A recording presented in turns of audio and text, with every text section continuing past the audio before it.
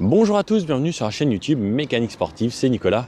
Aujourd'hui, je suis sur l'île de Ré, là on voit le pont là-bas qui mène à La Rochelle. On va se faire un essai de ce nouveau Kia Sportage, mais cette fois-ci la version PHEV. La dernière fois, il n'y avait pas encore les versions hybrides rechargeables, donc ça y est. Donc ce qui est bien, c'est que nous avons mis sur une belle petite île, l'île de Ré.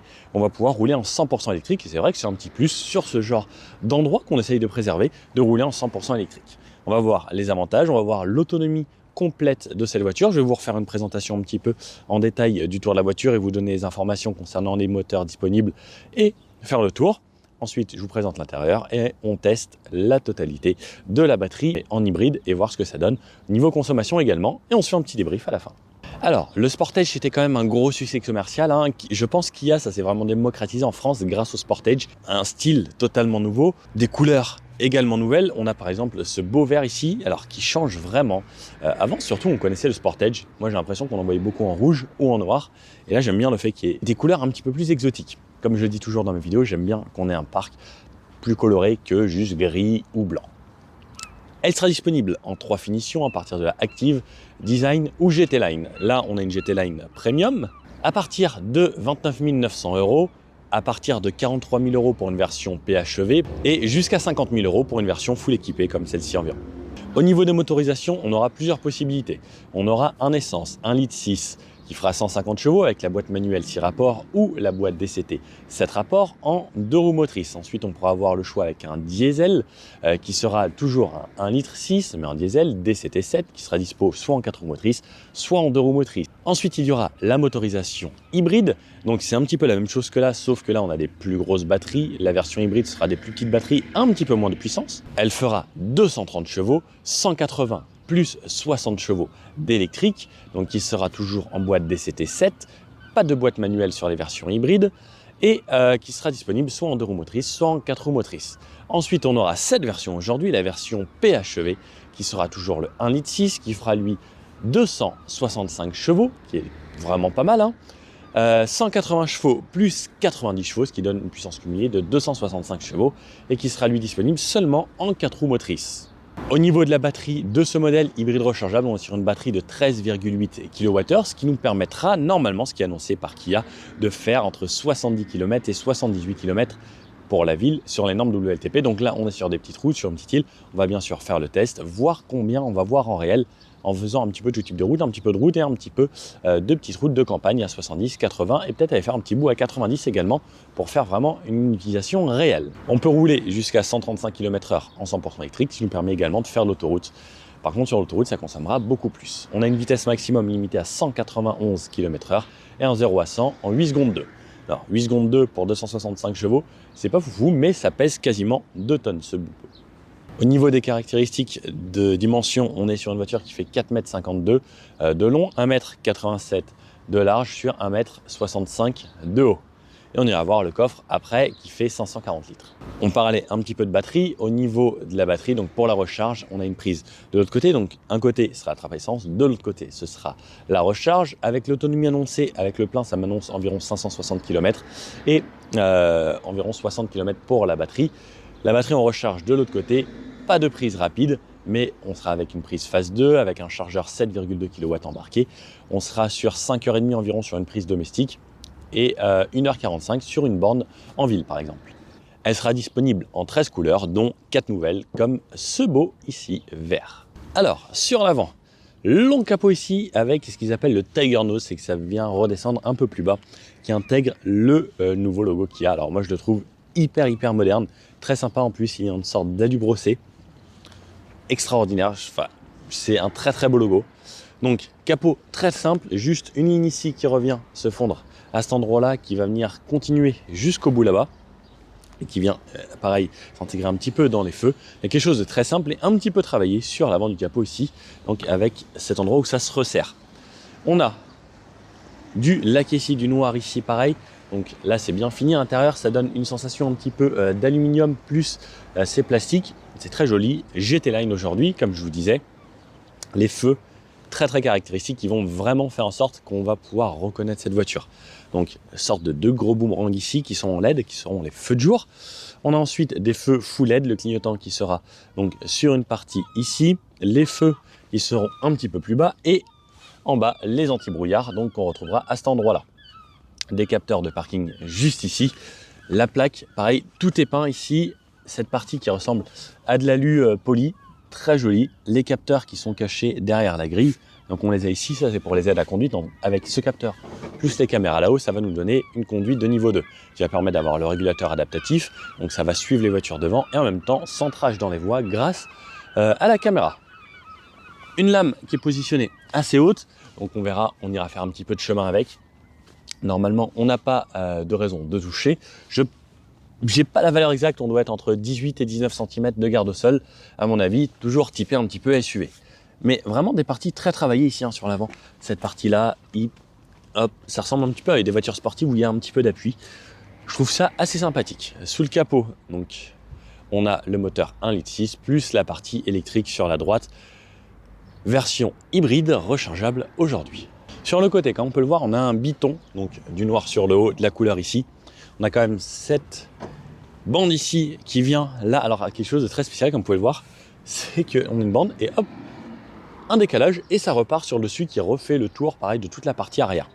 Alors j'aime bien, ça fait quelque chose d'atypique. Là-haut, on a des barres de toit, une antenne qui requin, un long béquet qui vient jusqu'ici, qui intègre par une deuxième partie qui reprend cette ligne. De ce côté-là, à gauche, ce sera la trappe à essence, donc il faut déverrouiller de l'intérieur. Des poignées type frigo. Des portes sur la partie haute assez simple et un petit peu retravaillées, donc avec ces parties sur le bas des portes. Toujours les entourages, les cerclages de roues qui donnent ce look un petit peu baroudeur SUV. Mais ce qui est bien, c'est que là, ils ne sont pas en plastique disgracieux, vous savez, granuleux, c'est peint, donc plastique peint en noir qui font le tour de la voiture. Très agréable. Les rétroviseurs, donc on va voir un rétro avec la caméra ici. Je vous montrerai à l'intérieur, donc on a les petits écrans qui s'affichent. Si vous connaissez un petit peu Kia ou Hyundai, c'est les seuls à faire ça.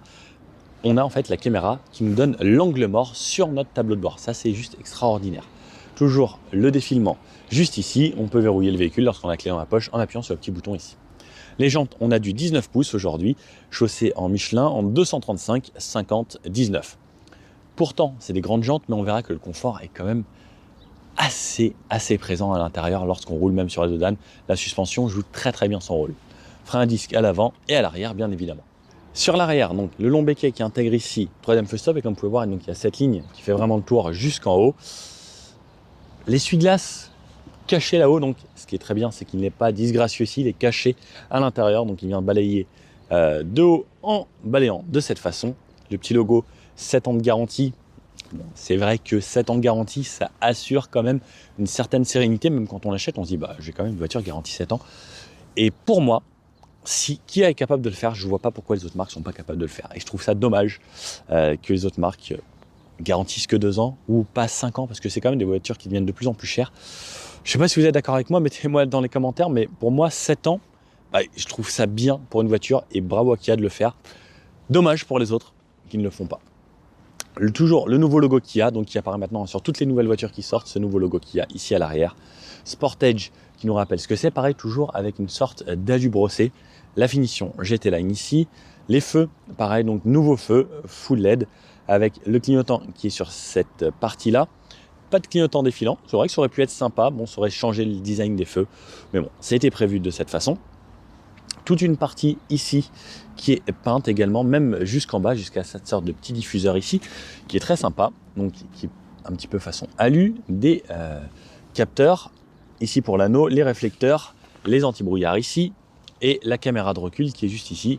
Et comme on a les caméras sur les rétros plus à l'avant, ça nous donne un pack de caméra 360 de très bonne qualité. Le coffre, il s'ouvre automatiquement. Dans le coffre, on a 540 litres de chargement. 540 litres. Vous connaissez la chaîne. Hop. Qu'est-ce que ça donne? Ça donne ça. Pas mal d'espace. On a encore un petit peu de rangement ici, juste en dessous. Alors très peu dans cette version hybride parce qu'on a les batteries, mais on a au moins de quoi ranger son chargeur pour la maison sous le plancher. Ensuite, on a la banquette qui se rabat en 40, 20, 40. Et ce qui est pratique, c'est que j'ai juste à tirer ici pour pouvoir rabattre les banquettes. Alors, on va regarder la longueur qu'on a. Hop. Est-ce que je tiens? Alors moi je tiens pas, il y aura environ je pense 1,60 m, là j'ai mes pieds au niveau des sièges, 1,60 m à mon avis environ. Une petite prise 12 volts ici, des petits crochets pour les filets, ça on peut bien sûr le retirer. Et j'ai un boomer ici avec la sonorisation Harman Kardon là. Par contre, le truc qui me plaît moins, c'est que la troisième ceinture, elle est située là-haut et qu'elle soit pas intégrée directement dans la banquette. Ça c'est un petit peu dommage, on le verra dès qu'on passe juste à l'arrière. Allez, les places arrière. Donc là, c'était avec le plancher quasiment plat. Ce qui est bien, c'est que la ceinture reste avec le siège. Donc quand je vais remonter, je vais pas être gêné. J'ai ma petite manette ici qui me permet de remonter le siège. Et regardez, il peut se mettre à partir de cette position-là. Donc au niveau des positions, j'ai environ 10 positions d'inclinaison.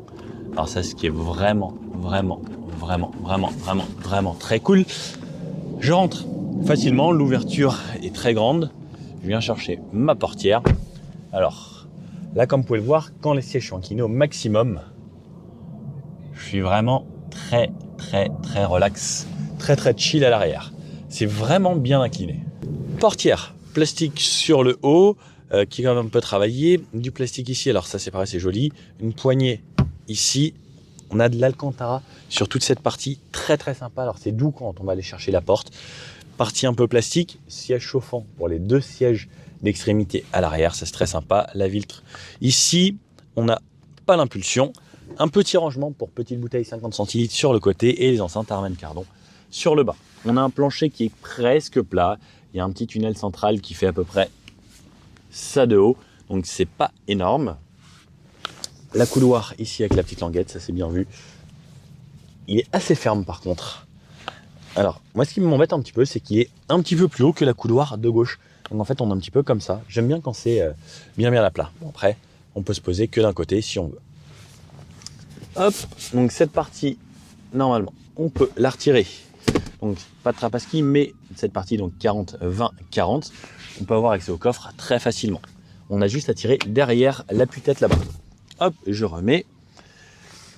Sinon, l'espace au genou, juste énorme. J'ai des petits supports pour mettre des sacs ou autres. Et petit, gros plus. Et surtout, en fait, c'est un petit peu plus cool que de les avoir là. On a les ports USB type C qui sont dans les sièges, intégrés dans les sièges. Donc c'est cool, c'est à hauteur d'homme. Et si par exemple, je mets mon téléphone par là ou une tablette là-haut, parce que là on a les supports, donc soit on peut mettre des vestes, par exemple, ça fait une sorte de cintre, soit une tablette que je peux positionner là. Bah, j'ai mon support avec ma prise USB juste là. Clim Trizone, je peux régler ma température ici et un petit vide-poche. J'ai de la place pour les pieds, j'ai de la place pour la tête. Grand toit panoramique. Alors dommage qu'il est entaché par ce bout de plastique ici. Sinon ça aurait été vraiment très cool. Poignée, petite LED que j'allume ici. Et la troisième ceinture qui se situe là-haut. Alors ça c'est dommage. La place du milieu. Hop. Le siège est confortable. Le dossier assez dur, assez ferme. On peut faire un bout de voyage ici. Pareil, j'ai de la place pour mes pieds si je les écarte autour du tunnel central. J'ai de la place pour la tête, donc même 3 adultes ici, ça tiendra sans problème. Les sièges sur les côtés, je vous ferai un petit test quand je serai à l'arrière. Il y a un petit peu d'Alcantara sur les côtés, ils sont un petit peu creusés, pas tant que ça, mais on verra ce que ça donne en conduite lorsque quelqu'un me conduit. Fixation Isofix et top taser sur les deux sièges d'extrémité, pas de top taser ici et à l'avant, pas Isofix, donc seulement à l'arrière les sièges bébés. Allez, c'est parti, donc je vous emmène à l'intérieur, point de vue, comme ça. L'ouverture, la portière. Donc la portière, là-haut, on a de la partie moussée ici, l'Alcantara, comme sur les portes arrière à cet endroit, du cuir et du plastique sur le bas. Avec les enceintes Harman Kardon, on a pas mal d'espace, de quoi mettre une bouteille juste ici et des petits gâteaux. Là, on a une petite partition, on peut tirer la porte par là, mais la vraie poignée se situe ici. Ce qui est bien, c'est que là, on a accès directement à ça. Vous avez vu, le siège avance, donc siège électrique, réglable juste ici. Blocage des fenêtres arrière, les fenêtres, impulsion pour celle-ci et verrouillage du véhicule, réglage des rétroviseurs. Mémorisation des positions sur 2 positions pour le siège et la poignée ici comme à l'arrière. Les aérateurs donc ressemblent à ça de ce côté-là et là, donc ça va entourer l'écran comme vous pouvez le voir. Hop, alors c'est bien, vous avez vu maintenant j'ai un truc grand angle et le passager a le droit, lui, à 3 aérateurs. Celui-ci et celui-ci. Alors que vous avez le droit à celui-ci et celui-ci. Le passager est mieux loti que vous. Je vais reculer un petit peu pour vous donner un petit peu plus de perspective. Sur la gauche ici en bas, donc on va avoir pour ouvrir le coffre à distance, donc si je reste appuyé ça va m'ouvrir le coffre, déverrouiller la trappe à essence, enlever le SP, donc par exemple à la neige ça peut être pratique, et le frein à main, c'est ça ou ça, je l'active ou je désactive de cette façon. Plus bas, il y a l'ouverture du coffre, le pédalier ressemble à ça. Pédalier, ça ressemble presque à un pédalier sportif, hein, vous avez vu, on a le pivot en bas, et pédalier aluminium, c'est mieux que certaines voitures sportives. Le volant est réglable ici, hauteur et profondeur. Le volant, ouais, allez, on en parle tout de suite. Donc, beau volant en cuir, avec les piqûres ici. GT Line ici pour la finition. Le logo Kia. Sur la gauche, ça va être la commande vocale, les modes pour la radio, volume, changer de musique, les favoris. Donc ça, vous pouvez personnaliser cette touche et décrocher au téléphone. Sur la droite, ça va être faire défiler les menus, le régulateur, plus ou moins de vitesse, changer les menus qu'il y a là-bas, activer la conduite de niveau 2 et la distance avec le véhicule qui nous précède. Je vais vous démarrer la voiture, donc hop, pied sur le frein. Le véhicule démarre. Donc ça sonne toujours un petit peu au début. Prêt pour la conduite. Donc comme vous pouvez le voir, l'écran. Donc on a un très bel écran ici et un autre là. C'est les deux mêmes. Celui-ci est tactile, pas celui-ci. Là vous avez vu, il fait jour, il y a du soleil, comme aujourd'hui. Cet écran va changer, je vous montre à différents moments de la journée.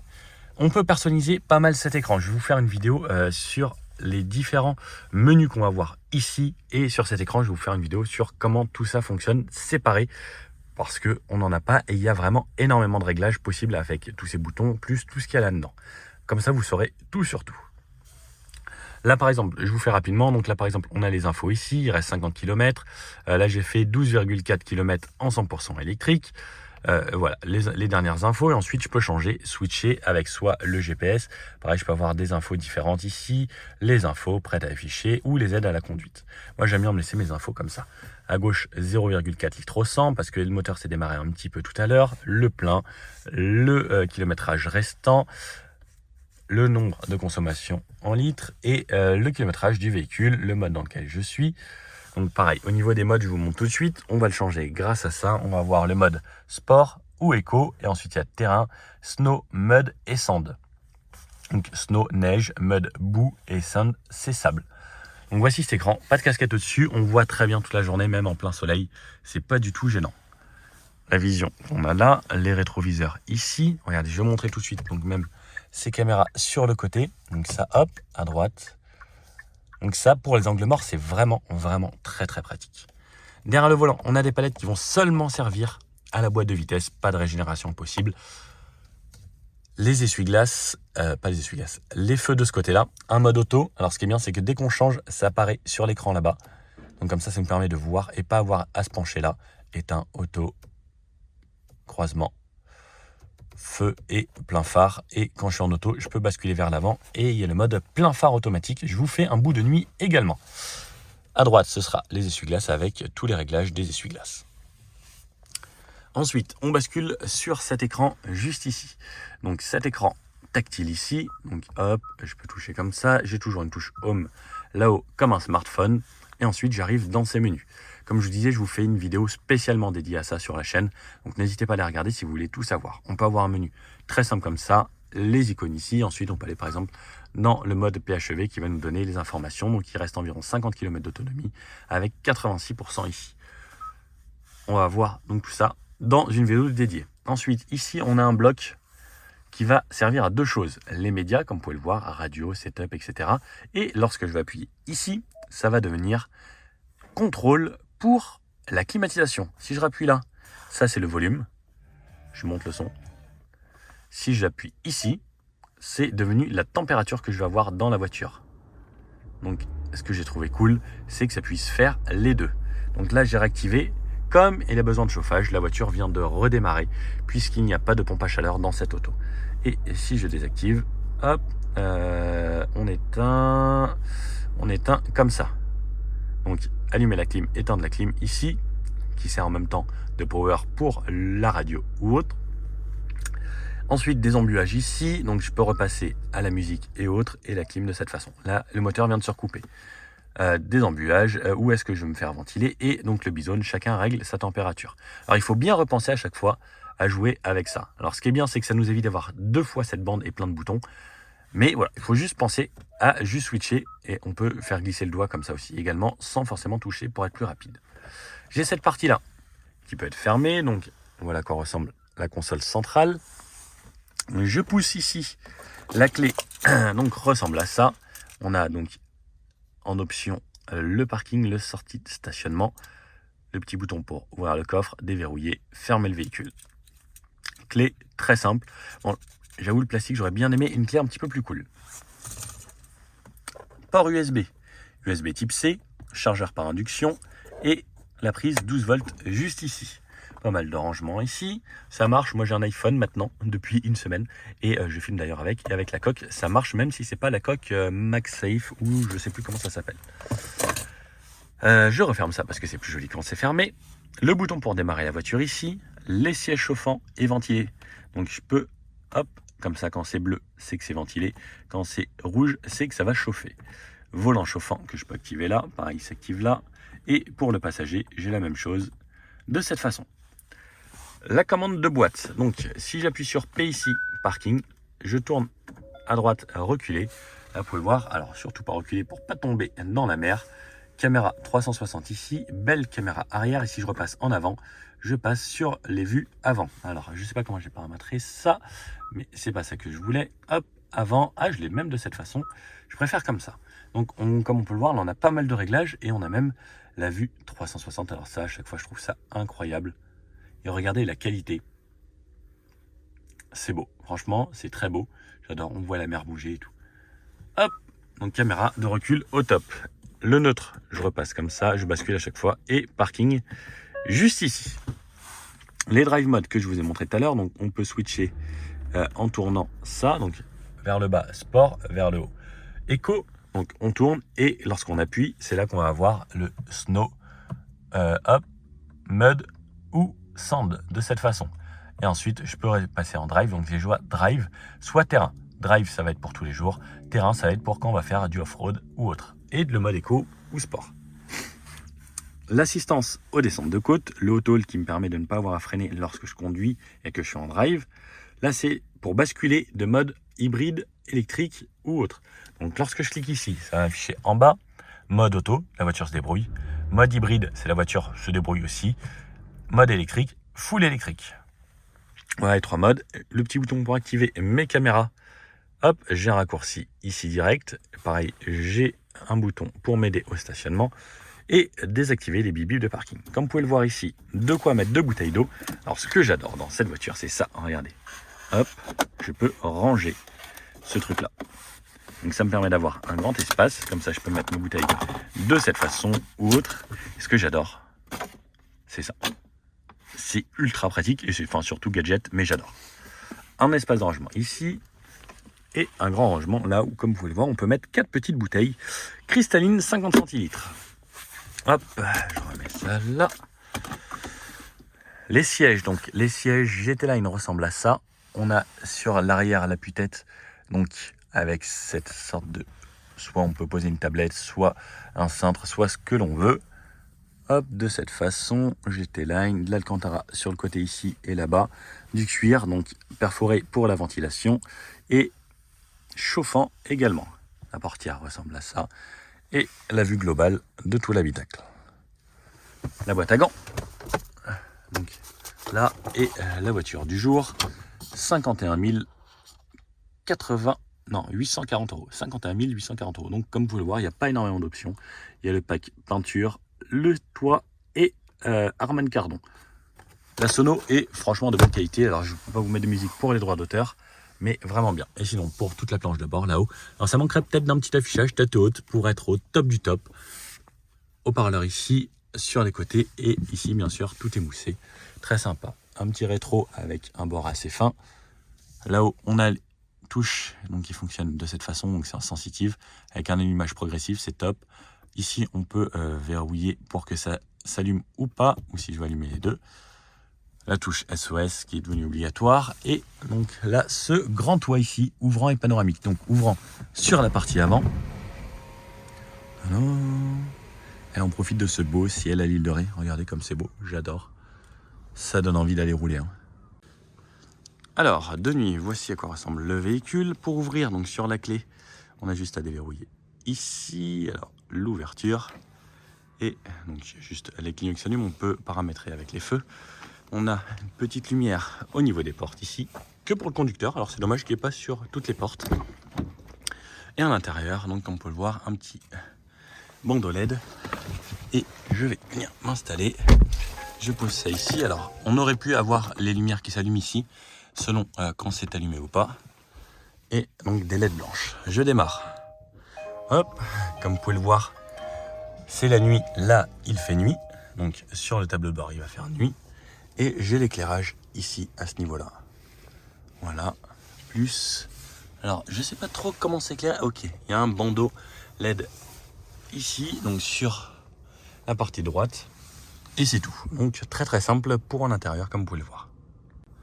Lorsqu'on allume les feux, on passe de cette façon et en plein phare, on éclaire vraiment bien. Alors ça, c'est vraiment le gros avantage du full LED, c'est d'avoir un éclairage qui est vraiment au top.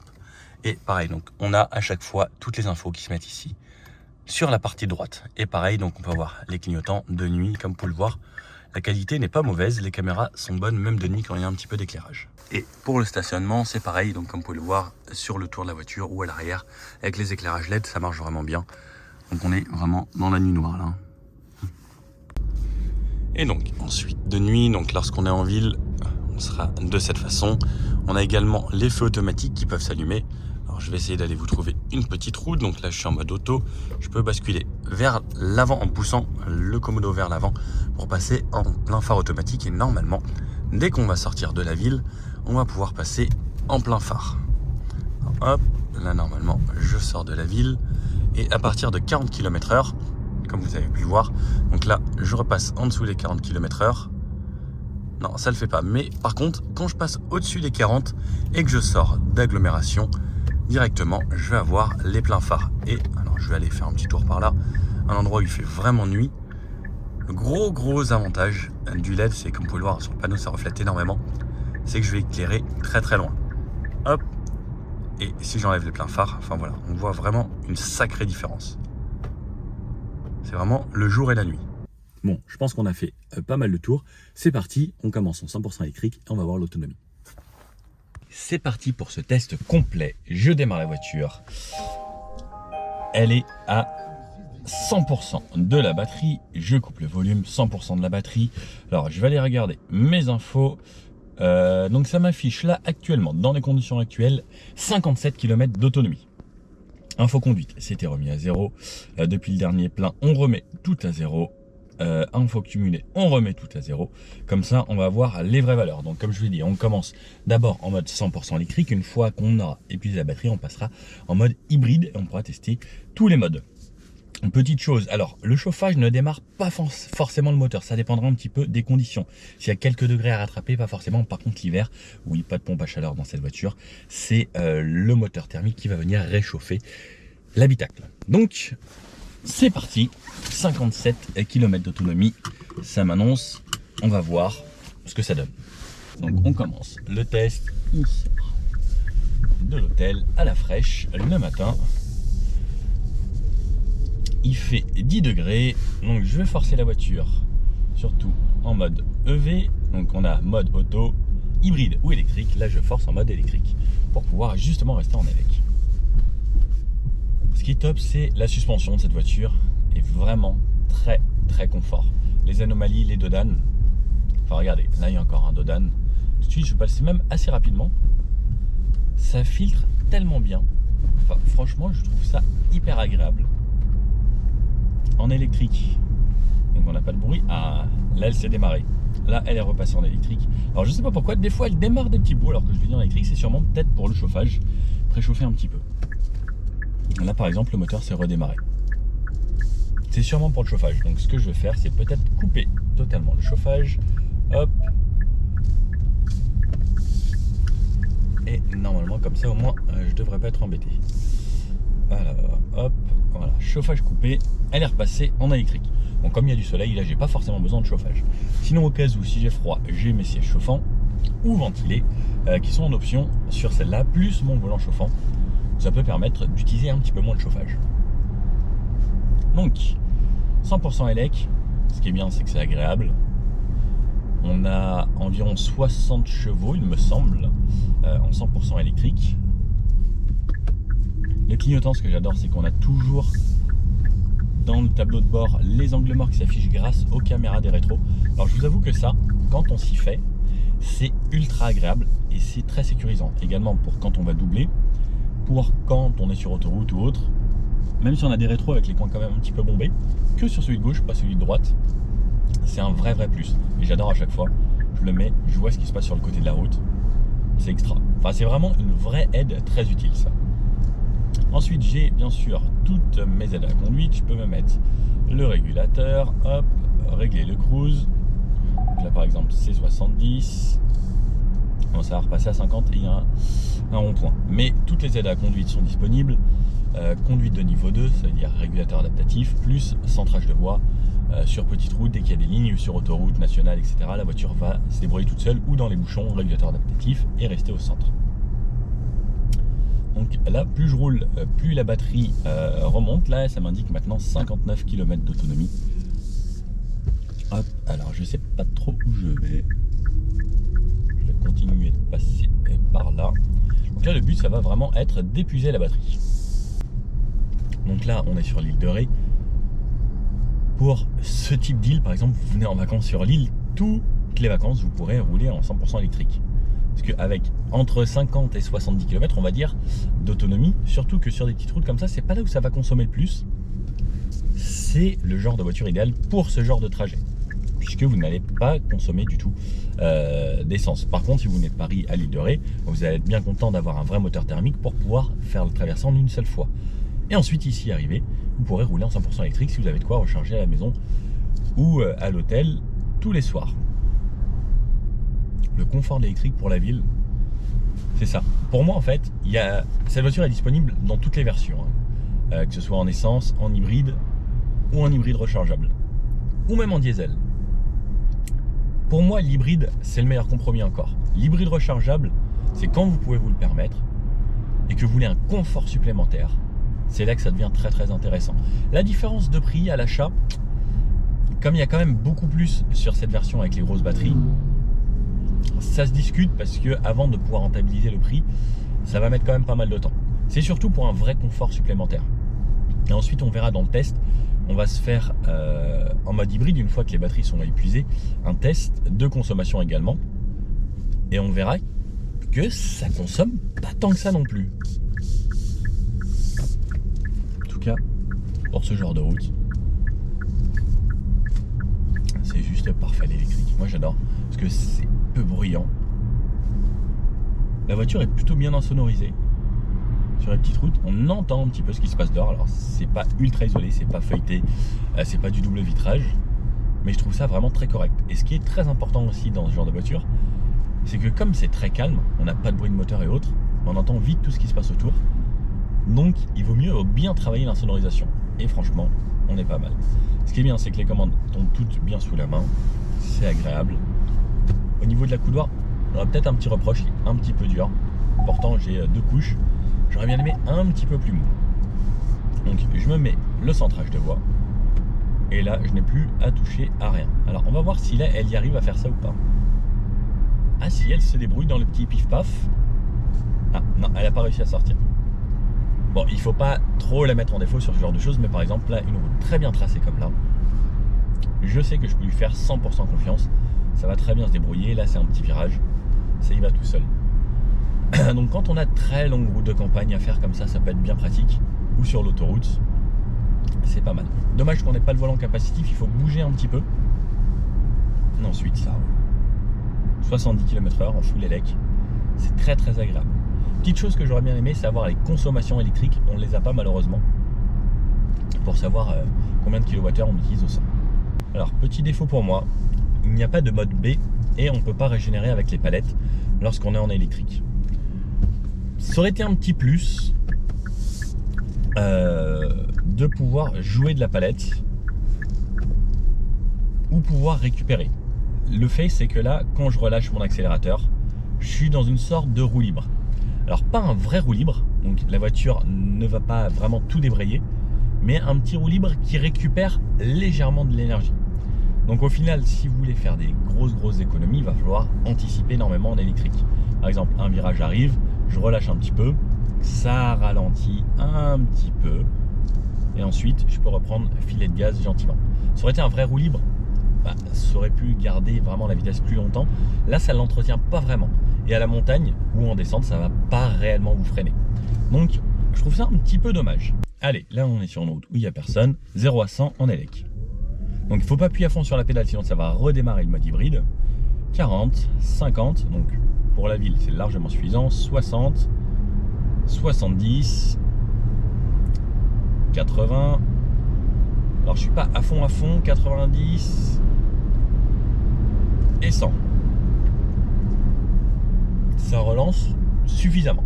C'est pas ultra puissant, c'est pas violent du tout, mais ça permet de pouvoir l'utiliser au quotidien. On peut aller sur l'autoroute avec, on peut aller jusqu'à 135 km/h en 100% électrique, donc on peut faire vraiment tout type de trajet. Alors autre chose également, c'est là par exemple j'utilise mes pédales, mais il y a quand même la direction qui se fait automatiquement. J'ai le petit volant vert au fond du compteur. C'est-à-dire que quand j'appuie ici, ça m'a activé cette option donc de centrage de voie. Et c'est pas juste maintien dans les lignes, c'est centrage de voie. La voiture reste au milieu de la voie et elle détecte les lignes, elle va pas faire du ping-pong sur les lignes. Donc ça, je peux l'utiliser même quand c'est moi qui conduis avec l'accélérateur et les freins. Donc par exemple, là, je reste comme ça, je veux freiner, ça désactive pas ce système. Et ça, je trouve que c'est un plus. Sinon, on a juste appuyé dessus. Et pareil, pour le centrage dans les voies, donc qui est activé de base quand on démarre la voiture, si on veut le désactiver, c'est pas le centrage de voie, le maintien dans les lignes. Il faut juste rester appuyé sur le bouton ligne pendant 3 secondes et ça va tout désactiver. Et là, vous serez totalement maître. Sur les petites routes de campagne, sur l'école, souvent on mord un petit peu les lignes et là, ce sera pratique. Par exemple, là, le tututus, ça me l'a fait parce que j'ai mordu cette ligne. Là, si je le fais là, ça va me le faire. Et ça, sur les petites routes de montagne, on va vouloir le désactiver parce que sinon, ça va biper toutes les 5 secondes. Alors, tout petit rond-point en centre-ville. On a un rayon de braquage correct, mais c'est pas ce qui va se faire de mieux. Ça peut être limite un peu juste dans des petites ruelles. Petit point conso. Alors, il me reste 64% de batterie. Ce qu'il faut savoir, c'est que la batterie ne descendra jamais à 0% lorsqu'on est en full électrique. J'ai déjà réalisé 30,4 km. Il me reste d'afficher 32 km d'autonomie. L'autonomie VE, donc ça affiche vraiment le kilométrage restant en 100% électrique. Et la batterie, il restera toujours entre 10 et 20%, on va dire, tout le temps de stocker, qu'on utilisera ensuite en hybride. Donc on continue ce petit trajet, direction le phare des Baleines. Donc je suis reparti du début de l'île de Ré, direction l'opposé, et ensuite retour vers La Rochelle. On va voir si je vais réussir à rallier La Rochelle en partant de Saint-Martin-de-Ré, en allant au début de l'île, en retournant tout au bout de l'île, en retournant de l'autre côté, et ensuite en allant à La Rochelle. On a là-bas donc le phare des Baleines, pour ceux qui connaissent un petit peu, tout au bout de l'île de Ré, on a le phare des Baleines qui est un endroit super. Alors hop, regardez, je sais pas si vous voyez là-bas au fond. Un endroit très sympa. Je vous conseille de monter si vous y êtes jamais monté. On a une très belle vue panoramique sur toute l'île et sur la mer. Bon allez, on arrive sur le dernier kilomètre restant d'autonomie en full électrique. Alors je me suis rendu compte également que l'autonomie affichée en bas à gauche, ça tenait compte du cumulé, donc essence plus électrique. Sinon on a dans le menu des infos ici et l'électrique et le thermique, donc avec le réservoir d'essence. Donc dernier kilomètre et j'ai réalisé 66,2 jusqu'à présent. Ah, c'est pas mal, c'est pas mal. Il me reste donc toujours le 1 km. On va voir jusqu'à combien exactement on peut aller. Donc là, j'ai essayé de finir sur des petites routes de ville. Sinon, le trajet était principalement composé de routes à 70-80. Donc des routes plutôt roulantes. 66, c'est pas mal, hein. Je pensais retourner jusqu'à La Rochelle, mais en fait l'île de Ré est beaucoup plus grande que ce que je pensais. Il y a ça aussi, c'est que le fait, donc là il me reste toujours 1 km, il reste 16%. En fait c'est quand on arrive à 15%, la voiture se dit je garde toujours 15% de réserve de batterie. Allez, 67,5, ça y est, 67 km et demi. Donc allez, on enlève 1 km, 66,5. En mode 100% électrique. Alors là, je vais pas activer le chauffage parce que le chauffage fait tourner le moteur thermique. Donc au beau jour, voilà, on va pouvoir consommer beaucoup moins. Là il fait, je crois que c'était 10 degrés tout à l'heure quand j'étais parti, mais comme il y a un beau soleil, après je suis en veste, mais je suis toujours en veste en vrai, même quand je mets 21 degrés dans l'habitacle, il fait bon dans l'habitacle. Au pire, j'ai le volant chauffant, siège chauffant pour consommer un petit peu moins. Ça c'est pareil, on s'amuse toujours à essayer de consommer le moins possible et faire le plus en électrique. Et je vous avoue que là, j'avais pas du tout besoin du chauffage, parce qu'il fait très bon dans la voiture, et j'ai même ouvert la fenêtre tout à l'heure avec le chauffage éteint. Bon, bah, comme l'essai est sur 2 jours, on va changer de voiture et on va se retrouver avec Fabien pour faire le test, cette fois-ci en hybride. On a fait le test en électrique, on va se tester maintenant en mode sport, donc ça veut dire le moteur électrique plus le moteur thermique qui vont nous donner toute la puissance pour se faire un 0 à 100. Allez, c'est parti. Donc on a 265 chevaux, mais l'Alpine, 70, 80, 90 et 100. Ça pousse bien. C'est pas impressionnant, mais ça pousse bien. 8 secondes de mémoire, le 0 à 100. C'est largement suffisant quand on a toute la puissance cumulée. Ça fait largement le job. Et au niveau des relances, c'est franchement très très correct. Alors, là je suis avec Fabien, un ami journaliste. Salut Nicolas. Salut à toi. On va se balader tous les deux. Donc j'ai épuisé donc la version hybride. Là je récupère cette version. Enfin, épuisé la batterie. Et là on va faire un test en hybride. Donc on va voir un petit peu comment ça roule, ce que ça donne. Je remets les consommations à 0. Autonomie, donc il me reste 0. Il y a quasiment le plein. Il me reste 560 km d'autonomie en essence. Donc info de conduite, je remets à 0 et je vais laisser ici. Donc on va faire les petites routes de l'île de Ré et voir un petit peu la consommation. Malheureusement on n'est pas proche de l'autoroute ou autre, donc on va plus faire une utilisation réelle, même si il y a beaucoup de gens qui vont faire de l'autoroute et des plus grosses routes, mais je pense que une grosse partie des gens utilisent cette voiture plus sur ce type de route. Donc là par exemple le moteur s'est démarré puisque on n'a plus de batterie. Mais il reste toujours une réserve. Alors ce qui est un petit peu frustrant, c'est lorsque je vais par exemple allumer ça, je vais aller dans PHEV, ça me dit qu'il me reste encore 15% de batterie. La voiture se réserve toujours 15% de batterie pour lorsque par exemple je vais m'arrêter. Là imaginons que je m'arrête, je repasse en électrique, et lorsque je fais l'arrêt, elle va redémarrer en électrique. Elle redémarre en électrique. Et là je redémarre en électrique. Donc à chaque fois elle va récupérer, comme vous pouvez le voir là ici, un petit peu, et dès qu'elle a besoin d'un petit peu plus de force ou de puissance, elle va redémarrer le moteur thermique. On va voir ce que ça donne sur des régimes stabilisés lorsqu'on va être sur route. Après, donc qu'on soit en électrique, en thermique ou autre, c'est toujours aussi confortable cette voiture. On sent que la suspension a quand même été bien travaillée, ça reste assez moelleux. Au niveau de la conduite, donc on peut toujours avoir le Drive Select ici. Bon, je sais pas si on appelle ça Drive Select. Je sais pas. Et à savoir en fait, c'est que tu vois, aujourd'hui sur cette voiture là, on n'a pas les 3 modes habituels. Ouais. Là aujourd'hui, on en a que 2. On a donc du coup Eco. Drive et Sport. Enfin, Eco et et Sport. Exactement. Il n'y a pas de mode intermédiaire. Ouais. Après, moi d'un côté, je trouve ça bien. Parce que pour moi, soit je suis en mode éco, soit je suis en mode sport. Et j'utilise rarement le mode normal. Je sais pas pour toi.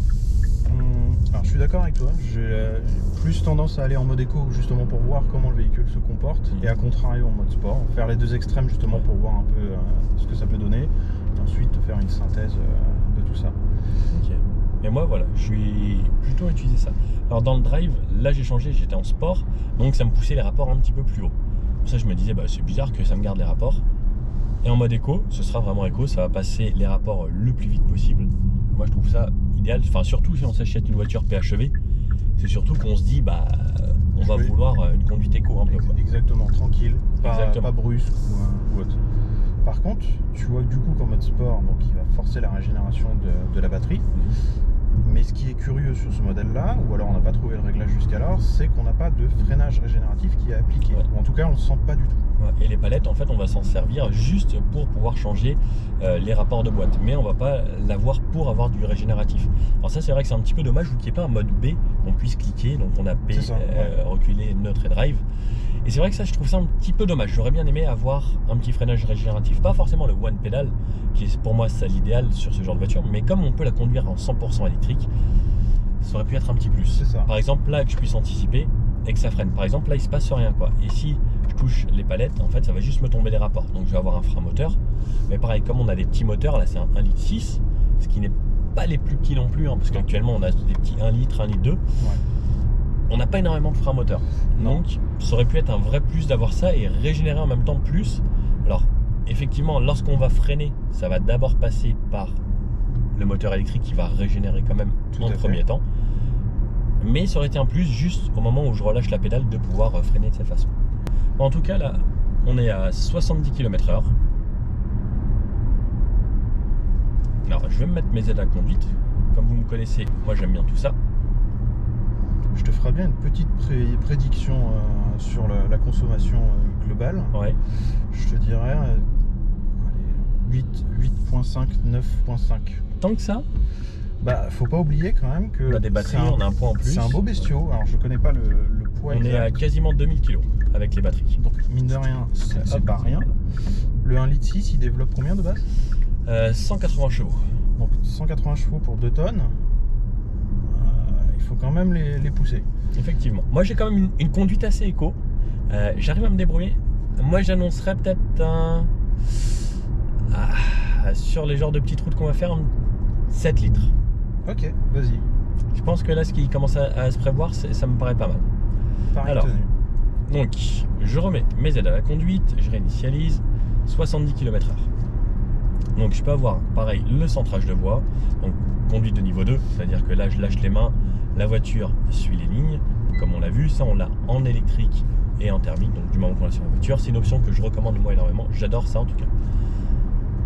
70 km/h. Alors, moi, ce qui m'embête un petit peu de plus en plus de nos jours, c'est qu'on n'a plus de contour, quasiment. C'est un petit peu dommage. Et même si je passe en mode sport, il me semble que je n'ai même pas de contour. Ah si, en contour. Là, par exemple, on est sur une zone où c'est un petit peu en descente, le moteur ne force pas, donc il est repassé en électrique. Là, on va voir, on a une petite cuvette, ça va remonter et normalement, attention, attention. D'ailleurs, on peut voir qu'il est en mode électrique. Ça y est, qu'est-ce qu'il fait? Il vient de redémarrer. Exactement. Donc là, par exemple, je suis à 1700 tours à 70 km/h. C'est plutôt confort. On n'entend pas trop le moteur. Une petite présence, mais légère. C'est plutôt agréable. La suspension filtre toujours très bien. C'est une petite voiture, enfin pas une petite, mais une voiture assez confortable, je trouve. Et ce qui est bien par contre, c'est que le fait qu'il y ait toujours là, par exemple, les 14%, je suis en sport, si j'ai besoin d'accélérer, alors ça met un petit peu de temps, mais je vais avoir mes 230 chevaux. Parce que j'ai toujours cette réserve.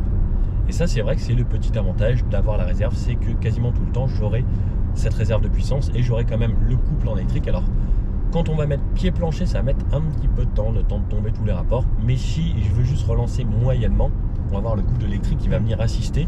Et c'est vrai que là, c'est intéressant. Sachant que ça aussi, ça va dépendre des constructeurs.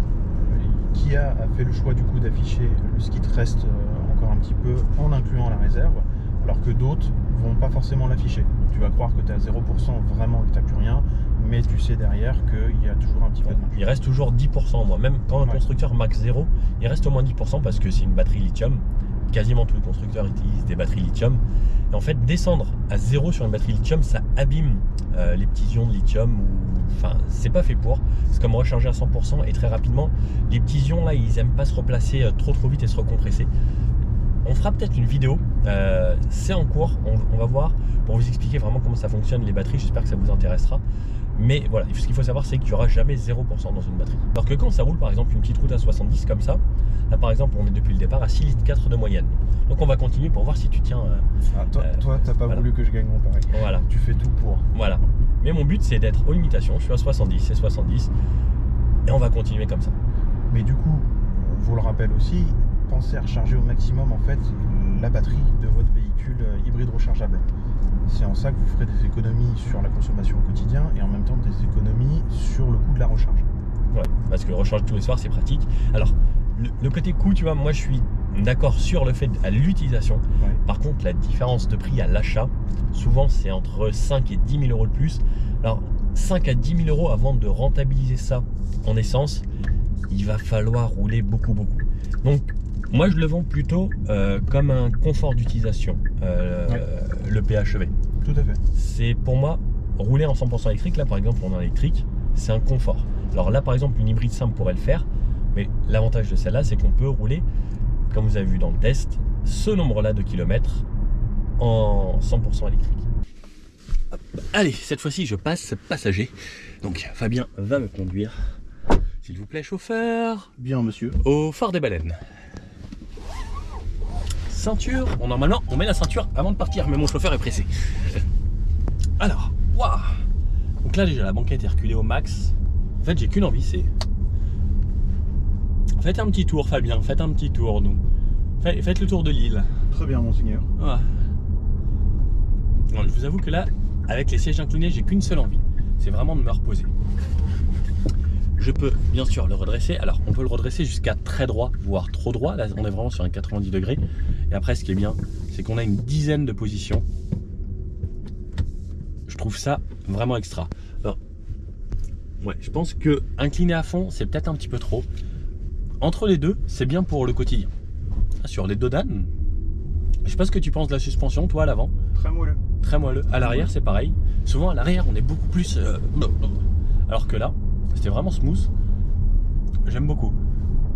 C'est très agréable. Mais donc ça veut dire que tu as un bon rembourrage en fait sur tes fauteuils arrière. Non, les fauteuils sont plutôt fermes pourtant. D'accord. C'est plutôt ferme. Par contre, tel que sont creusés ou faits des sièges, c'est juste 2 places derrière. La troisième, Ouais. c'est vraiment un siège. La troisième, voilà, c'est vraiment en plus. Alors même si l'assise est correcte, en tout cas pour les 2 places du côté, c'est vraiment pas mal. Ah, c'est même à l'arrière. Pourtant l'arrière sur une route dégradée, souvent c'est beaucoup moins confortable. En fait, il filtre toutes les aspérités et en même temps tu gardes un certain moelleux dans la suspension derrière. Tout à fait. Et franchement, bonne surprise. Et j'ai de l'espace pour l'arrière, parce que là, le siège est réglé à peu près pour moi à l'avant. Moi, je suis bien. J'ai ma petite languette, mon accoudoir. Et ce qui est bien, c'est que dans une voiture électrique, c'est calme. Là, on est retourné en ville.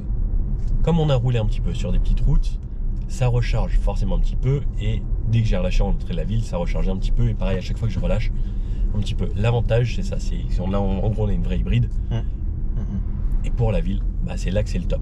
Après, comme on a rechargé un petit peu, oui. Mais des fois, ça va quand même repasser en thermique. Par exemple, là, si je laisse un très très léger filet de gaz comme ça, enfin filet d'électron, on va dire, parce qu'on a un électrique, ça va rester en élec. Par contre, dès que j'appuie un petit peu plus, ça redémarre instantanément le moteur. Bon, après la petite route à 70, la petite ville, on va passer sur une route à 90. Là, par exemple, je suis toujours à 70 km/h, la voiture est en EV. Elle force pas trop. Dès que je vais remettre un petit peu de gaz, hop, c'est reparti.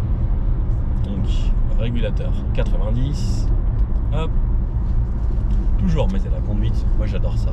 Qu'est-ce que tu en penses, toi, des aides à conduite? T'es pour ou pas? Alors, pour, pas au quotidien si tu veux, parce que j'adore conduire. Et j'estime avoir essentiel en fait de pouvoir conduire le véhicule et de prendre du plaisir à ça. Okay. Mais en revanche, mais là, par exemple, quand je suis fatigué ou quand tu t'ennuies un peu, entre guillemets, ok, c'est pratique. Okay. Donc là, on est à 90. J'ai pas mon régime.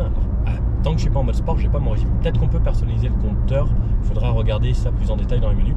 90, on est pas mal. Hein. Ça reste quand même bien insonorisé. On a un peu de bruit de roulement qui viennent de l'arrière, surtout, je trouve. Mais ça va. Dans l'ensemble, en fait, vous pouvez vous entendre parler sans problème. Vous pourrez même entendre vos enfants vous parler de l'arrière a priori. Ouais, c'est vrai. Pourtant, ils sont assez loin. Ils ont pas mal de place à l'arrière. Hein. Et hop, si je double. Ah non.